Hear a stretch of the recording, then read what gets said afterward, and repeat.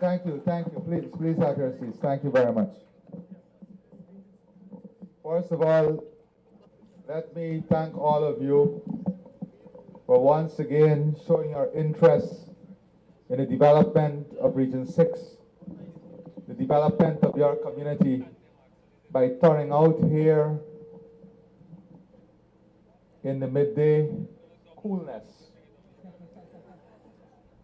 and turning out in such large numbers as we seek to continue our people-centered approach to government. We believe strongly that you, the people, are the foundation of our government, you're the center of our government, and you are the top of our government. And our job is at every level to ensure we reach you, we hear you, and we serve you with dignity and pride, and that is our greatest honor. I also want to join my friends in thanking all of you for your support for me and the People's Progressive Party Civic, and to let you know that that support will be met with continued hard work, continued commitment, continued love. And for those who did not find the conscience at this time to respond to a government that has delivered beyond and above on all its promises to you between 2020 to 2025. And to those who might have been misguided, and those who might have allowed the lure of falseness and the lure of mistaken identity to capture your souls, you still have the blessing of life to see, to hear, to understand, and hopefully to correct your decisions in the future.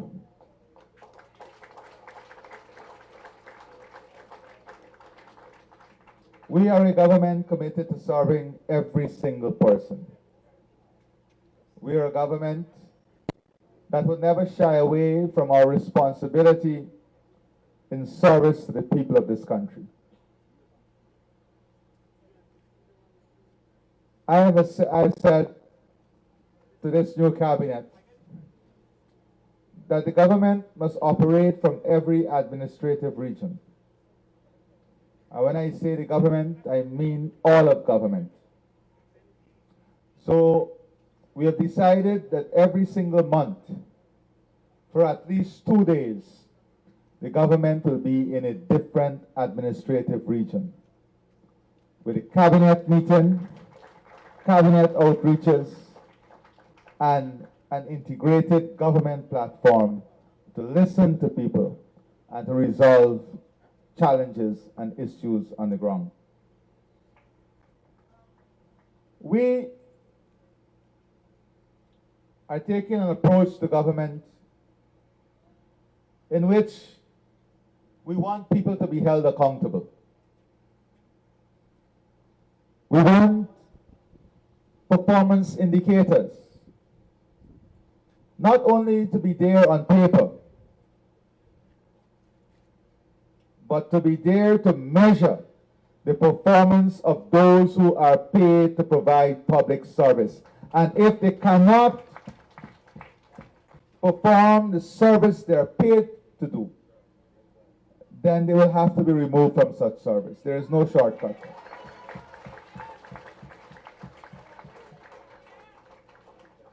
I'll give you one example.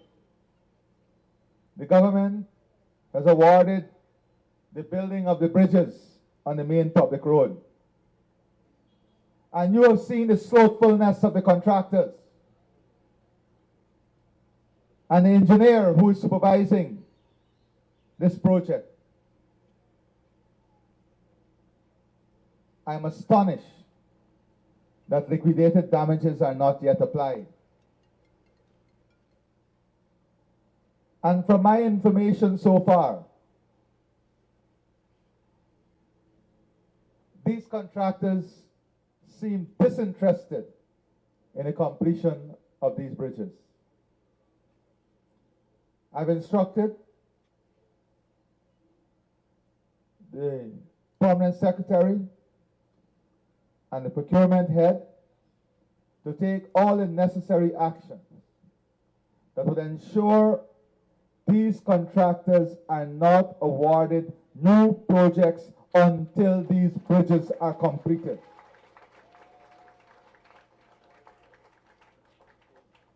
And that if it is, I've asked the finance secretary to examine if it is that the project engineers are delinquent in the management of this project from an administrative perspective. That is ensuring that all the administrative requirements are in place,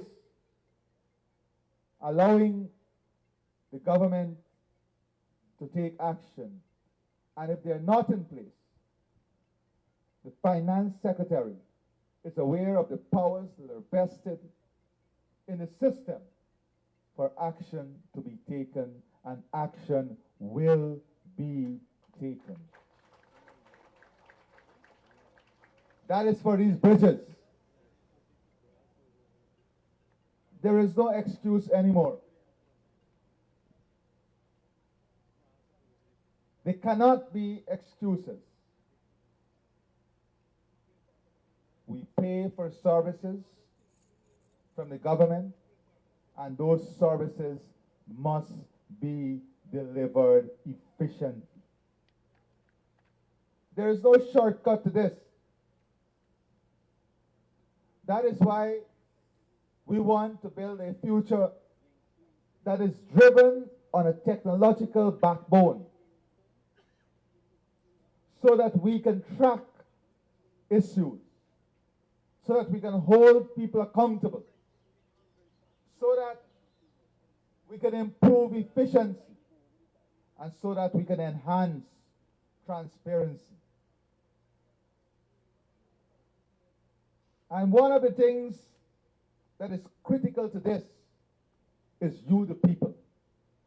You, the people, signing up to the tools that the government is making available to you and using those tools. The same time you spend on social media, spend it constructively, examining the opportunities that government is providing for you online, the ministry's website, ministers' pages, so that you can be connected with positivity. You must lead and live positive lives.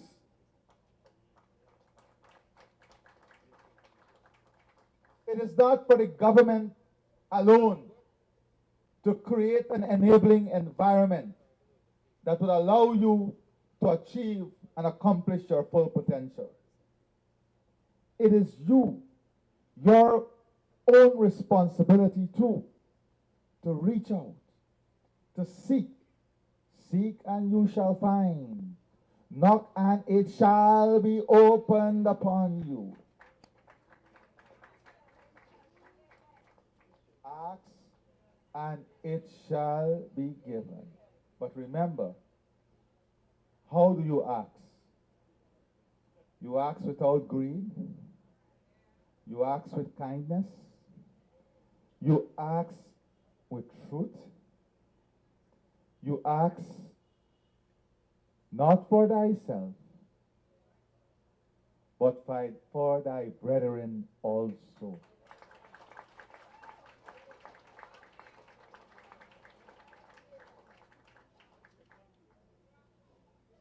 This future that we are building, let us, very simple things that you take for granted. The free Berbice River Bridge that you cross is saving this region every year hundreds upon hundreds of millions of dollars that you would have paid to cross the bridge. Where you think that money is going back? It's going back to the economy here in this region.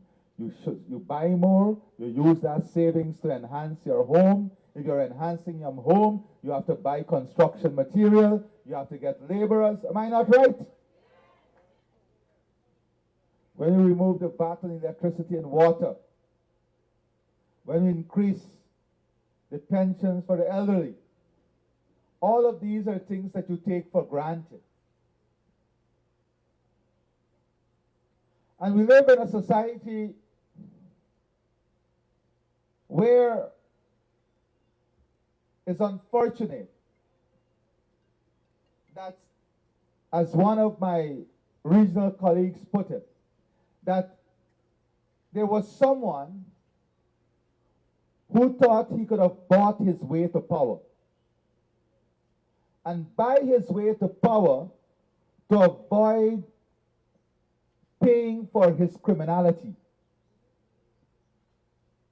And we must not shy away from this, because every day they are on social media playing the victim role. Every day. And we must be honest enough to recognize the truth and the facts. And hold people accountable. And we all, this country, all know the truth.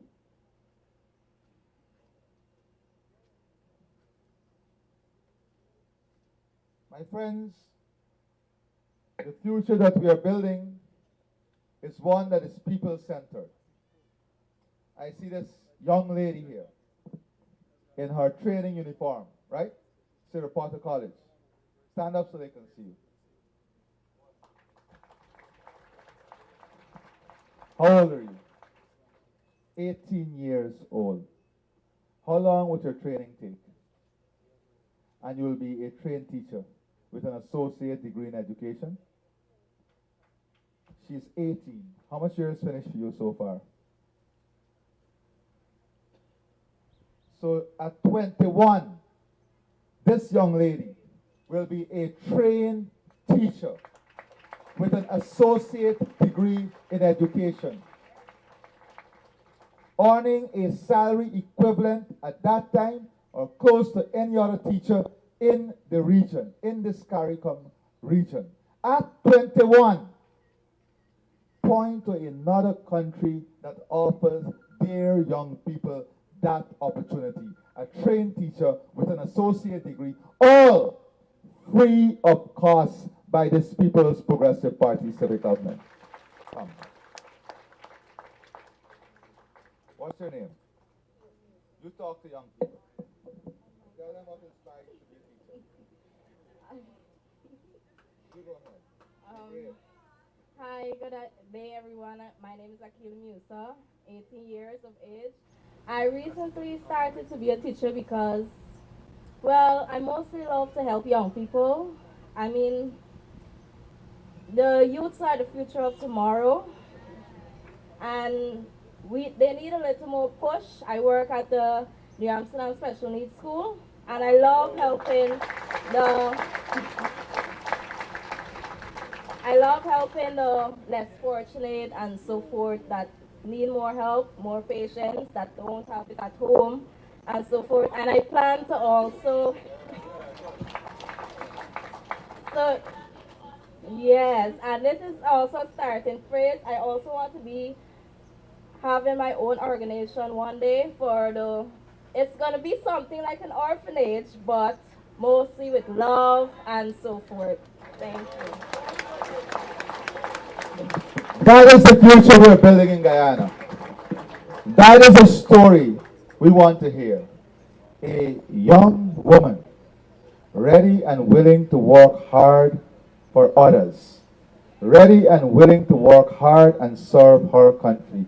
You didn't hear her speaking about the lure of a Lamborghini.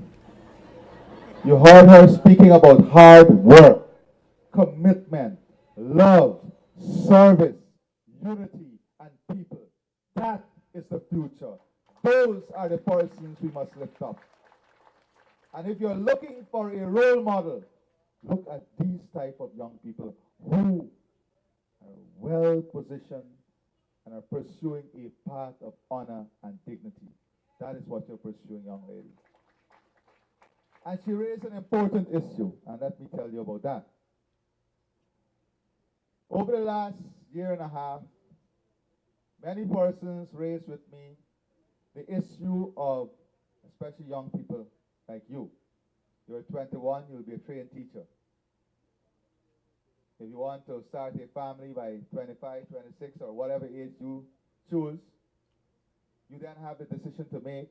If you want kids, how are you going to balance your professional life with the kids? So I have to make those same decisions too, trust me. So I take them with me sometimes. So what are we planning to do? Over the years, we have trained a number of persons under the WIN program, WIIN. And that is training people to take care of children in child care and taking care of the elderly care. So we were thinking how we can build facilities in which our elders, in which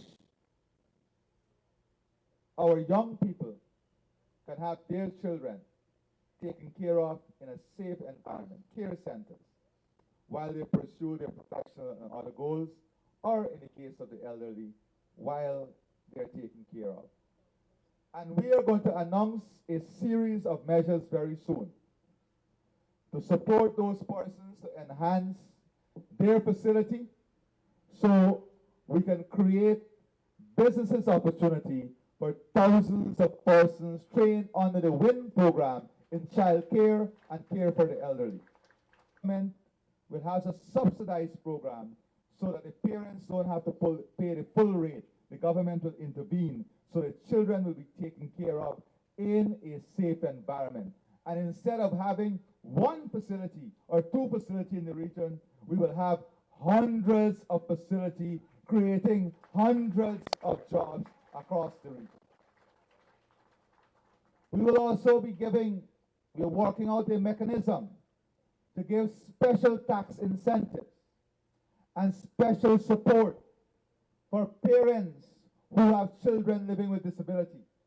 Because we know sometimes at least one of that parent would have to stay home to take care of that child.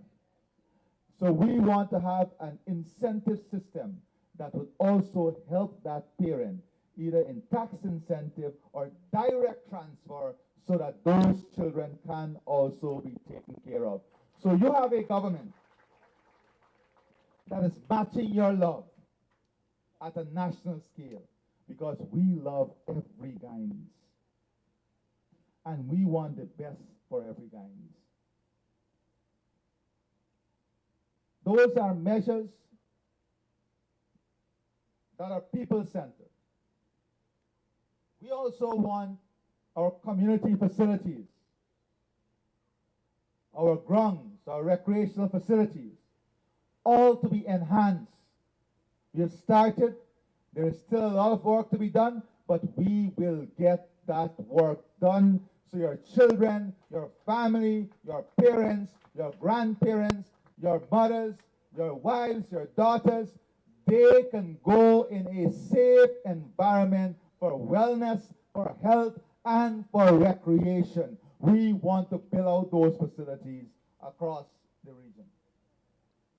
Because recreational infrastructure is essential in living positive lives, in living wholesome lives, in living productive lives. We also want to build a food infrastructure in this region that is going to allow us to increase the food production, but also to add value to that food production. We're going to focus specifically on vulnerable groups, including the small business support.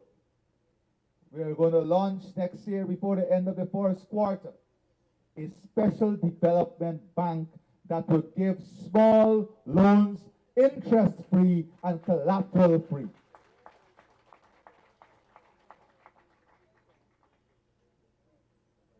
I can talk to you about all the infrastructure, the new Berbice River Bridge, the 4-lane road, the stadium, the housing development, the private developments that are coming, the hotels, the hospitals, the malls.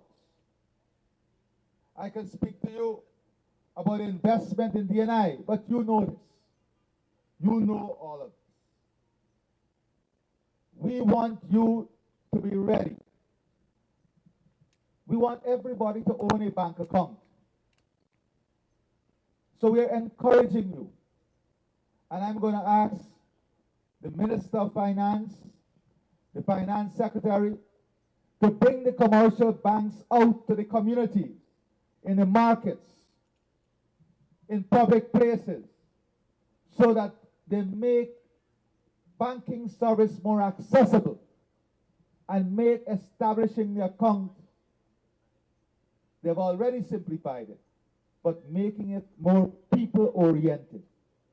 Because it's important in a modern economy where we are going to digital payment, digital wallets, that you have these bank accounts to assist you in transactions. We're building in this region a complete security infrastructure and architecture that is going to keep you safe. Very soon, we're going to launch what we call the One Guyana, all of Guyana Service Delivery Center.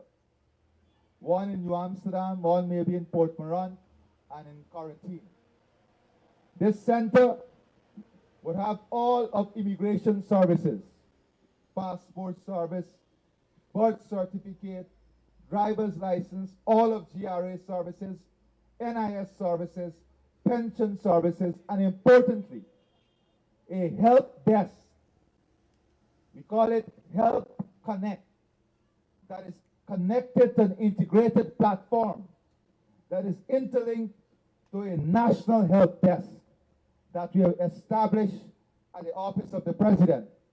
And we have Captain Smart here, who is in charge of overlooking the work in that unit. So that desk will be at every one of these locations.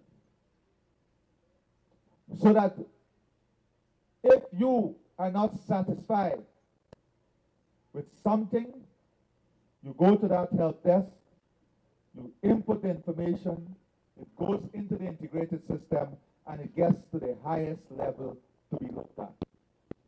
Because we don't want anyone to be left without service.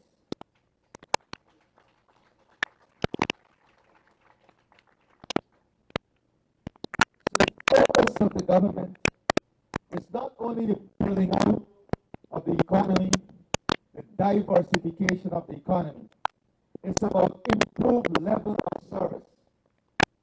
It is about making living easier, creating a friendly business ecosystem, creating an environment that fosters love, care, service, transparency, accountability. Building a system that is system-based and not human-based. Removing discretion, removing biases. Those are the things that we are focused on in this first year. In making and allowing citizens to enjoy the journey of receiving government service. And you have to help in this. Whilst you will not be denied any benefit if you don't have a bank account, it makes it easier for you, more comfortable, if you have these things in place. Today I can say to you, in this region, anybody with an engineering degree without a job, nursing qualification without a job, an engineering diploma without a job, an engineering certificate without a job, a heavy-duty operator without a job, or a pharmacist without a job. Anybody in this region with those qualifications without a job, I can tell you that we can employ you at this moment. Bring your CV and test us. There's no other country that can tell you this. We had 5 or 6 advertisements for engineers in the last 6 months alone. 1 application coming. Ask the private contractors. Every day they're complaining. We can't find workers. We can't find workers.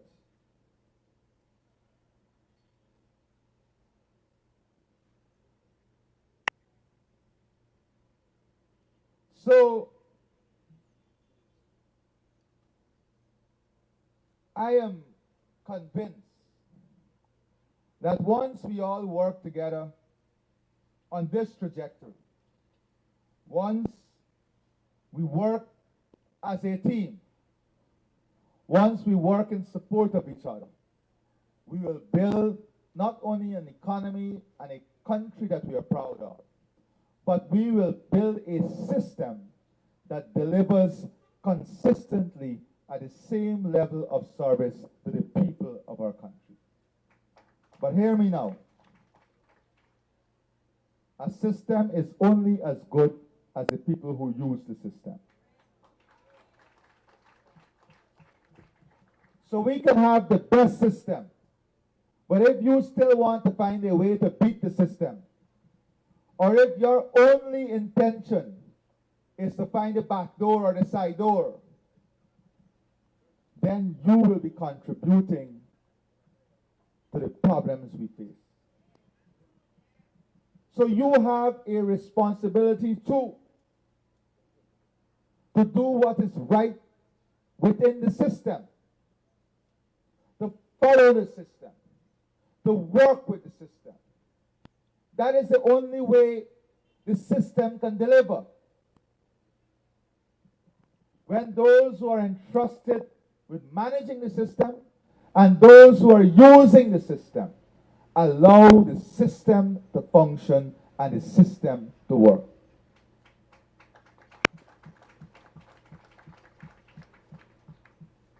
You can't turn up at 10 o'clock and to get ahead of a line of 10 people, you decide you give the security guard a raise. That mindset must change.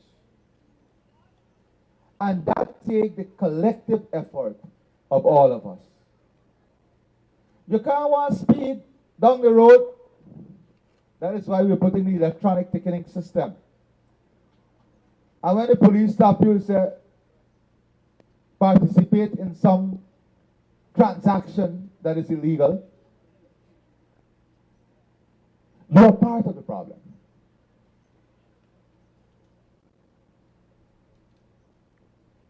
So together, we have this region, in 5 years, this region is going to be changed completely. The investments that will be made, the infrastructure, but the people must match transformation by also transforming the way we think, the way we treat the environment, the way we treat our children, the way we behave in our homes, the way we behave on the street, the way we treat our bodies.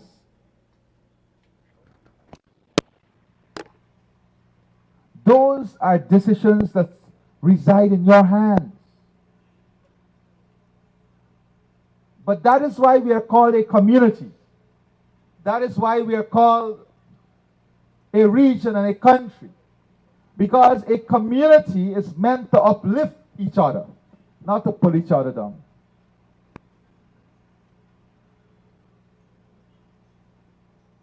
And this future that we are building requires all of us to push forward, to push together,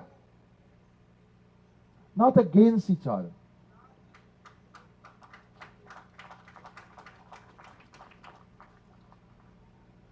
So today, I say to you, the future is ours. Let us work together in making it count for this generation and the next generation and the next generation. I thank you, and God bless all of you. I'd like to thank the President and the Ministry of Housing for a house lot that I have received and for all the benefits the community has received. Thank you, and continue to do what you all do. The mom of a 2025 CXC graduate, and sir, under the PPP government, you have break my generation course. With tears in my eyes today, I want to thank you that this year I have a son that wrote CXC and passed because of you. Thank you very much. Welcome, and we are very proud of you. We are very proud. It's not only because of me and the government, it's because of you. It's because of your sacrifice, it's because of your love, and everything that you went through. Your son is benefiting from it now, and you should be proud of yourself. Proud of what you have done for your son. It's because of you, sir. To do is to congratulate the three persons that's sitting on your right side, President, for the hard work, the endless work, nights to morning, being there till 3, 4 o'clock in the morning, right, to acquire what we did. And the President, I know from the President too, he works endlessly.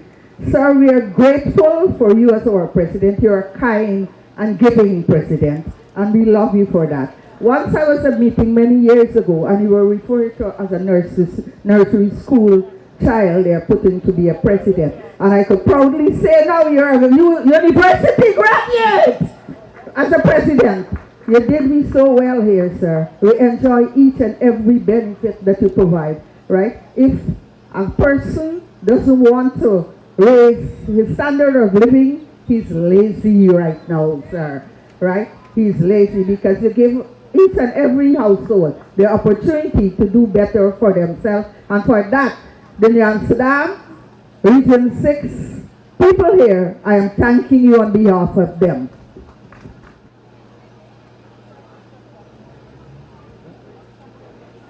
Good afternoon, Your Excellency and other members of the table.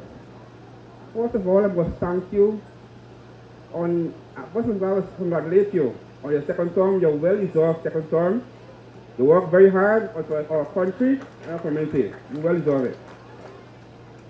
So, as a youth from Angais Avenue, it warms my heart to see the amount of development my community has reserved. Many may say it's just roads, bridge, and infrastructure work government is doing. But I have personally seen, first of all, which is not true, but I have personally seen many youth from my area being able to provide for their family and their friends and enjoy a really good standard of living from those same bridge, roads, and infrastructure work that you have been put out. So I must have to thank you for that, sir. Also, I have to thank for the many programs that you have started, especially the Men on Mission, because I have seen many single parents, young mothers as who have been given house, live, and many other benefits from your government, sir. It is said a good leader surrounds himself with good people or like-minded people. And I look at your table in front of me here, sir. I've seen many great leaders that you have given to our community to guide us. So, sir, I pray that Allah continue to grant you the wisdom, knowledge, and understanding to continue to guide our nation in a positive direction.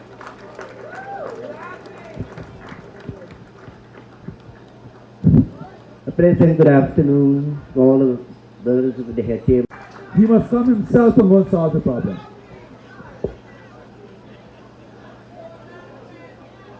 Good afternoon, Your Excellency. I'd like to take this time to thank you Also, I want to say that one of the youth has had the opportunity to benefit from the Guyana Gold Scholarship Program. And also, I want to thank you as well. I have been given the opportunity to benefit from one of the community works, and it's been a blessing for my family. And I want to thank you for that also. My name is Dr. Vashti Latif Budran, and I'm an educator of this country. I'm here to give compliments today. I'm proud of the government because I see three things: a vision, a mission, I see feasibility, and further to go, sustainability. And that is what I'm proud of. I'm the director of a Dignity Initiative Workforce and Development Foundation in the United States, but I'm a Guyanese to the bone. And I'm proud because I'm also a recipient of the cash grant. So I came here and I received my cash grant. I'm proud of the work, and what I love and I'm seeing is diversity, and it brings joy to my soul. Being an educator for 25 years in this country and going abroad, it's beautiful here, I can tell you. And I want you to continue that journey, and I'm here to support with the service that I can offer here. Thank you so much. President, Head Table, Member of Parliament, Mrs. Jamal Hussein, our cluster heads, Mr. Carol Trim and Sean Smith, our new chairman, Mr. Basant, and our new minister, Mr. Zulfikar Ali. Thank you guys for being here this afternoon. My name is Jeff Roberts, and I'm the boxing coach here in Amsterdam. And I would like to say that in 2023, I met with the Vice President, I met with the President, and we talked about building a gym here in Amsterdam. And since that time, it is already started in Angais Avenue, Timmersdam. But I also like to say I have a good team I'm training, and I've been getting all the help here in Berbice. At the head of the table helping me is two people who are sitting right there at the table, Ms. Carol Trim and Aubrey David, who has been really instrumental in financing when I got to go to Georgetown and things like that. Not forgetting our member of parliament also, Mr. Jamal Hussein. I have been getting great help with the team. And we are going to continue to help and support you. I want to ensure Jamal, I want to see a champion coming out from New Amsterdam. We have to help them. Well, having said that, Mr. President, we already start producing champions. We have a young man named Sterling Wins, Mr. known very well. He went to the Caribbean Championship, won gold. Went back to the OECS again I was there with him both times in St. Lucia, won gold. They weren't happy with that. They brought a guy from Dubai to come against this kid, and he won. So we're doing well in Amsterdam. Yeah, we gotta push him. Whatever support you need, let us know. We want him to go there, get to the Olympics, and bring gold for us. We want these talents to come through, okay? I'm working very hard, and that's why we help with everyone. And because we have about 6 or 7 boxing coaches around the country doing an amazing job. Correct. So I'm going to, very early next year, we're going to have a one Guyana card. Nice. I like that. And hopefully we can bring the card here in Berbice. Yes, sir. Thank you very much. On that note, thank you, Head Table. Thank you, everyone. I want to say my name is Juanita Burrows. I'm 50 years of age, and I want to say that I must say congratulations to our Excellency Mohammed Infant Ali, my boy, for giving me the opportunity to further my study at the University of Guyana at this age, accessing the gold program, which I'm happy and I'm proud because I topped the program. Community in emergency response with distinction, and I received a medal 2024. And now 2025 this afternoon, I have another class with human resource management. And so I'm pleading with all you wonderful Guyanese citizens to take the opportunity So don't leave yourself down, but to further your studies and access these free university programs which will be beneficial to you, because next few years from now, I want to be a junior minister, and I am working towards that because I want to be a part of the People Progressive Party civic, train the movement, the development, and the program, because I didn't have the opportunity under the APNU government. And I am moving from the PPPC for nothing. All right? Because my life has been transformed under the PPPC government.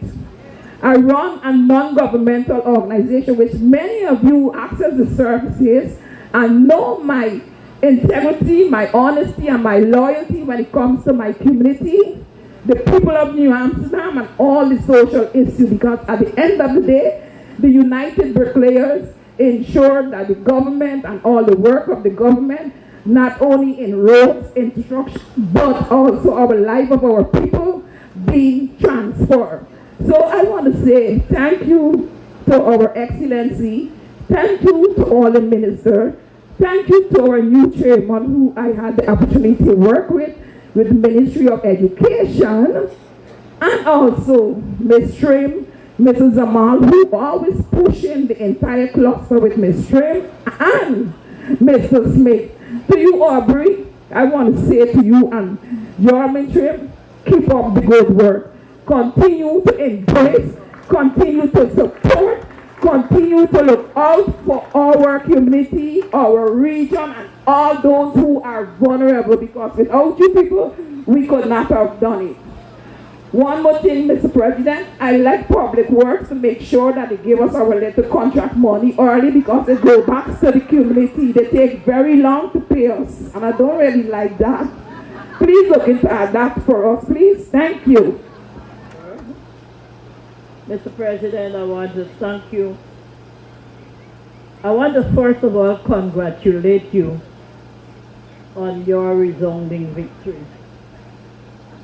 I am one person, and I'm totally convinced, and I think I've said it to you over and over, and I've said it to anybody who would listen, that you are very interested in bringing this country together.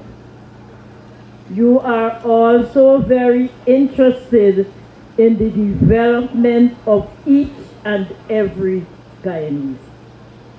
I could tell you, I sometimes text the president some long messages, and it takes, the longest it will take for him to answer me is half an hour, if not before. I love you, and I want to see the best for you. As I said to you, I'm praying for you every day, that God will continue to bless you and keep you and grant you the peace that passeth all understanding and the wisdom to continue to guide this country.